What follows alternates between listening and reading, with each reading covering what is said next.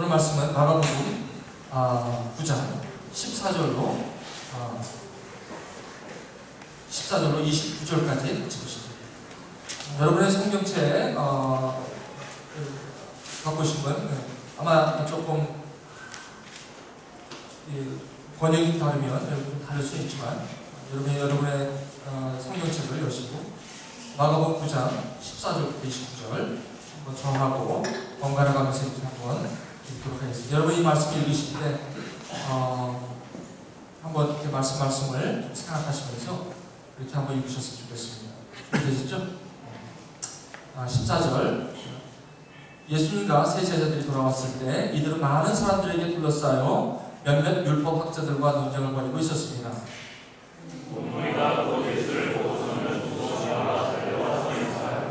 예수께서 그들에게 물으셨다. 너희는 그들과 무슨 논쟁을 하고 있느냐?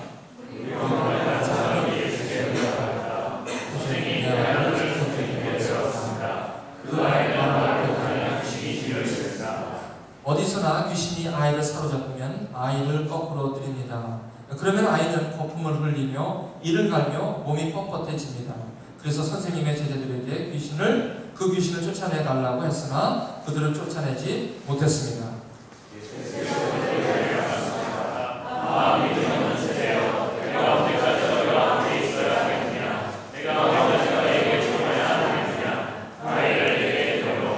그래서 그들이 아이를 예수께 데려왔다. 귀신이 예수를 보자 아이에게 즉시 심한 경련을 일으켰다. 아이는 땅에 넘어져서 거품을 흘리면서 뒹굴었다.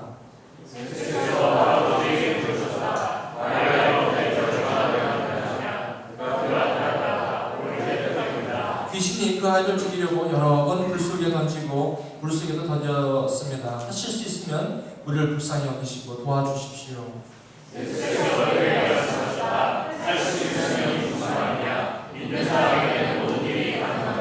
그 아이의 아버지는 큰 소리로 외쳐 말했다. 내가 믿습니다. 믿음 없는 나를 도와주십시오.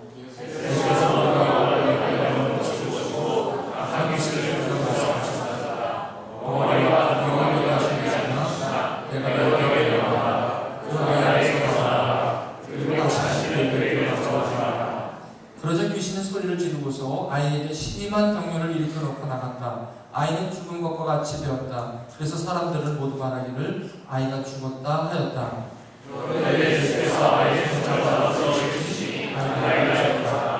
예수께서 집 안으로 들어가시니 제자들이 따로 그에게 물어보았다.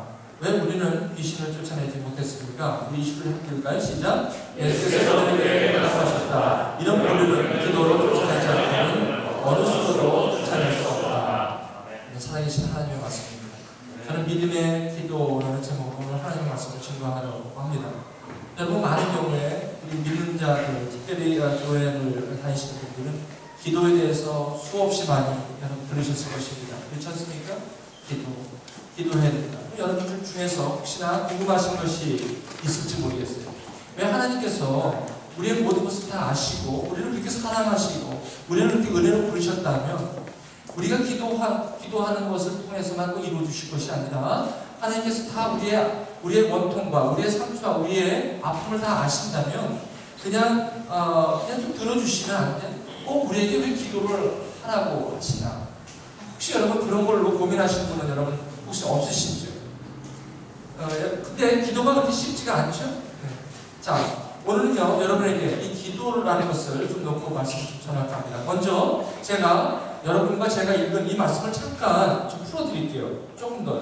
물론 말씀이 쉬워서 여러분들이 이해되셨을 거예요. 하지만 제가 잠깐만 말씀을 잠깐 풀을게요. 14절 보시면 예수님과 세 제자들이 돌아왔을 때 어디서 돌아왔다는 것입니까? 그렇습니다. 마가복음 9장 1절에서 13절을 보지 않으면 예수님과 세 제자들이 어디 갔다가 오셨을 때의 상황을 지금 설명하고 있습니다. 그래서 마가복음 9장 1절에서 13절을 보시게 되면 먼저 이 세 제자들, 여기서 예수님과 세 제자들이 돌아갔다는 것은 예수님과 12제자 중에 세 제자만 올라갔다는 것입니다. 요한과 베드로와 안드레가 아마 올라간 것 같습니다. 수제자라고 합니다. 12제자 중에 이 세 제자를 데리고 산에 올라가셨습니다. 산에 올라갔는데 갑자기 예수님이 변화되셨습니다. 트랜스피그레이션 그렇게 나오죠. 완전 변형이 되셨어요. 모습이 달라지셨어요. 갑자기 따라간 세 제자들은 놀랐어요. 예수님이 너무 변하셨어요. 하얀 옷을 입고 변하셨어요. 그 당시 그 사건은 이제 예수님께서 십자가의 고난을 통해서 이제 부활이라는 엄청난 영광을 바라보고 가셔야 하는 길 위에 이제 이 세 제자들에게 분명한 증거로 나타나시기 위해서 마가복음 9장 1절에서 13절은 이 변화산상의 모습을 보여주고 있어요. 이때에 이 세 제자들은 너무나 엄청난 일들을 그들이 산에서 경험하기 때문에 이들이 당황할 정도로, 여러분 혹시나 저와 여러분 가운데 이 조심스러워야 될 게 뭐냐면, 하나님께서의 현현하심, Revelation은 그 presence of God, 하나님의 임재하심은 하나님이 원하시는 대로 우리 가운데 일어날 수가 있어요. 그런데 어떤 분들은 경험에 따라서 그 이해가 여러 가지로 다르기 때문에 쉽게 그러한 경험들을 얘기하기를 상당히 조심하긴 합니다. 하지만 성경은 마가복음 9장 1절에서 13절까지 예수님께서 그 제자들과 함께 올라갔을 때 그 예수님이 완전히 변화있음을 볼 수가 있어요. 자, 제가 오늘 시간이 없어서 마가복음 9장에서 1절에서 13절을 제가 말씀드릴 수는 없어요. 그렇게 예수님과 제자들이 산에서 그러한 아주 신기한 하나님에 대한 그 경험을, 하나님의 나라에 대한 경험을 하고 내려오면서 이제 그 나머지 9 제자들이 있는 곳으로 찾아갑니다. 그렇죠? 그런데 그 9 제자들이 뭘 하고 있었냐면, 이들은 많은 사람들에게 둘러싸여 몇몇 율법학자들과 논쟁을 하고 있었습니다. 그러니까 어떻게 보면 세 제자들과 예수님이 산에 올라와서 하나님의 그 현현한 그 레벨레이션, 계시와 하나님의 나타나심을 경험하고 내려오는데 그 나머지 9 제자들은 율법학자들과 하나님의 나라, 배운 하나님의 나라와 그들이 율법학자들이 얘기하는 그 주데익 law, 모세스 law, 그 모세의 율법에 대한 것을 서로 갖고 여기서 논쟁을 하고 있다는 것은 arguing 한다는 뜻이 있어요. 서로 말싸움하고 있었다는 것이죠. 그런데 그 무리 중에 한 사람이 예수님을 보고서 몹시 놀라면서 달려와서 인사하면서 16절에 예수께서 그들에게 물었습니다. 너희는 그동안 그 제자들에게 무슨 논쟁을 하고 있느냐 지금 이렇게 묻습니다. 그랬더니 그 제자들에게 무슨 논쟁을 이렇게 하고 있느냐 물었더니 17절에 그 무리 중에 한 사람이 얼른 오더니, 선생님, 내 아들은 선생님께 데려왔습니다. 이 아이는 말을 못하는 귀신이 들려 있습니다. 어디서나 귀신이 아이를 사로잡으면 아이가 거꾸로 들립니다. 그러면 이 아이는 거꾸로 물리면 이를 갈면 몸이 뻣뻣해지고요. 그리고 선생님 제자들에게 그 귀신을 쫓아내달라고 데려왔는데 그들은 쫓아내지 못했습니다. 이렇게 예수님에게 말씀을 합니다. 이때 예수님께서 뭐라고 말씀하시냐면, 예수께서 그들에게 말씀하셨다. 믿음이 없는 세대요. 내가 언제까지 너희와 함께 있어야 하느냐? 내가 언제까지 너희에게 참아야 하느냐? 여기서 그 벙어리 귀신 들리는 아들을 데리고 온 그 무리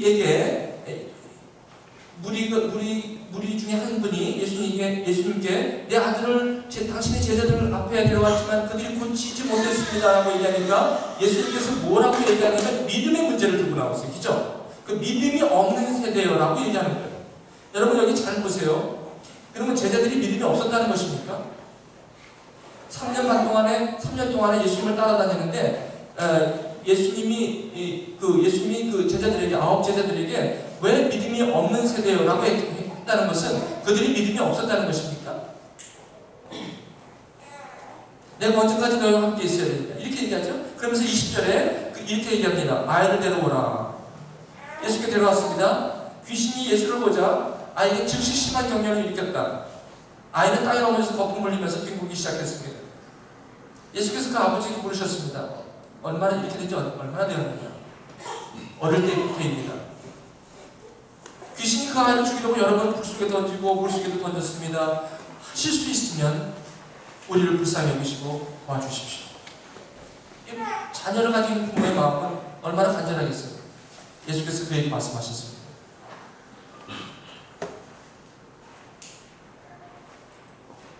여러 가지 딴 말씀도 많은데 이분이 얘기한 말씀 중에 할 수 있거든, 하실 수 있으면 우리를 불쌍히 여기시고 도와주시옵소서. 여기서 도와주시옵소서라는 단어도 들리실 수가 있고 불쌍히 여기시고 이런 단어도 들리실 수가 있는데 예수님께서는 이 말씀 중에서 어디를 딱 들으셨냐면 할 수 있으면 예수님 할 수 있으면 무슨 말이냐, 다른 말은 다 좋겠는데 할 수 있으면 무슨 말이냐. 그러면서 뭐라고 말씀하시냐면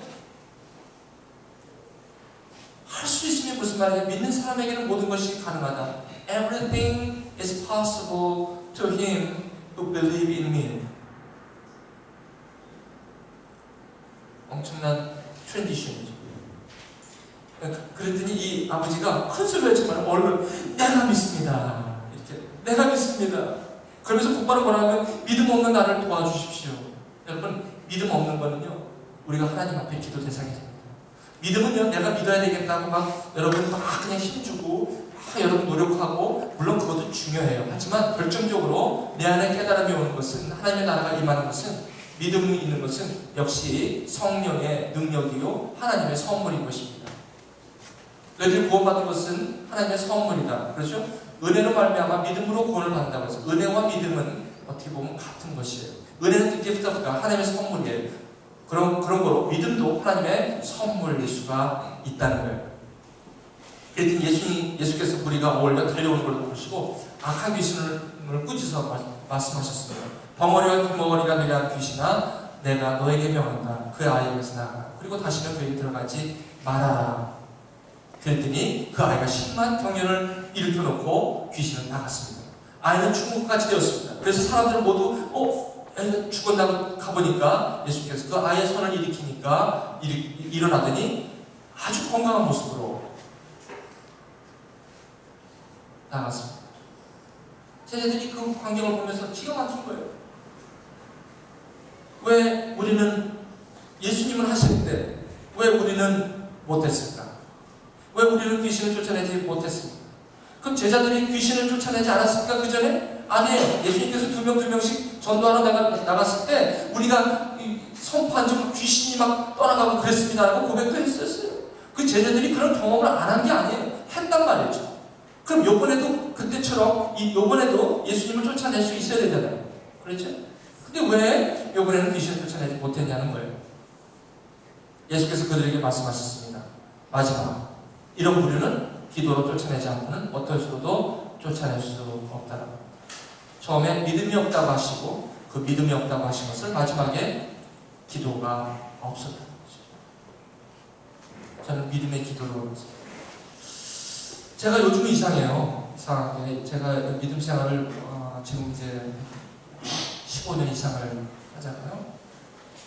저는 믿음 생활을 해도 남들이 볼 때 저한테 유별나게 한다라는 소리를 듣습니다. 왜냐면 제가 예수님을 만나고 나서 예수님을 신앙생활을 한 것이 어떻게 하나님 전환점이 있었어요. 저한테. 제가 뭐 몸이 아파하고 뭐 하나님께서 제 병을 고쳐줬거나 뭐 그런 경우는 아니었어요. 다만 제가 교회 생활을 하면서 내가 하나님을 만난 것은 이 하나님의 그 살아계심을 이 말씀을 통해서 제가 알게 되었던 거예요. 이 진리를 깨닫게 된 거예요. 다시 말씀드리면 성경에서 나오는 여러분 보세요. 오디오. 이번에 제가 그 중국 상해 포스타 갔을 때 우리 선교사님이 아이들 토이를 만드는 큰 회사를 하시는 분이에요. 근데 그분이 모든 것을 다 주님한테 올려놓고 이분은 선교사로서 모든 그 25개 지역의 코스타를 다니면서 저와 여러분과 같은 그런 청년 캠퍼스에 있는 사람들을 섬기는 그런 일을 해요. 근데 그분이 토이를 만들어서 토이주러스라든지 이런 데 납품을 해요. 지금 이제 12월 달이면 대목이 오기 때문에 그것을 납품하려고 선적을 하고 다 신용장 다 끝나고 다 했는데 갑자기 이 배가 뜨질 않는 거예요.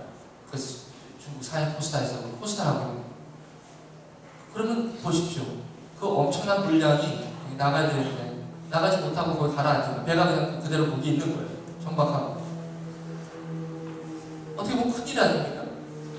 근데 이번에 지금 포스타를 섬기려고 중보기도 시대 중보기도 하고 있었어요.